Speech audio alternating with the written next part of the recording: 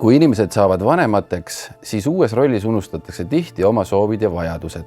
Laps on armas muidugi, aga kuidas talle anda armastust ja hoolt, kui vanem ise pidevalt väsimuse piiril on ja võib-olla isegi süüdistab ennast, kui ei jaksa teha seda, mida peab ideaalseks oma fantaasias. Öeldakse ikka, et selleks, et armastada teisi, peab enne ennast armastama. Ja nii küpseski plaan vanemate endi hoiakuid muuta oma heaolu suhtes. Esmakordselt oli vanemluse kampaania teemaks lapsevanem ise.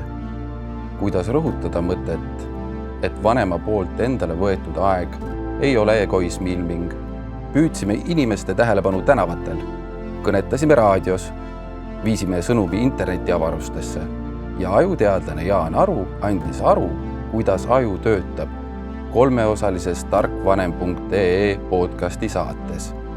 Kõik materjalid suunasid lapsevanemad tarkvanem.ee lehele rohkem infot ammutama. Lõime uue alamlehe oma vajadused, mille täitsime targa sisu ja rõõmsameelsete illustratsioonidega.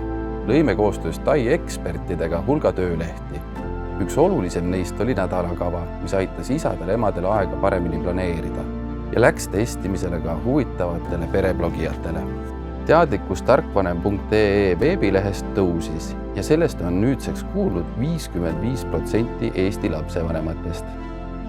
Pooled kampaaniaperioodil lehekülge külastanutest tutvusid ka lapsevanemale mõeldud nädalakavaga. Ja küll oli hea meel kuulda, mis inimesed teematõstatusest arvasid. Saagem vanemateks, aga jäägem inimesteks ja hoidke oma tass täis.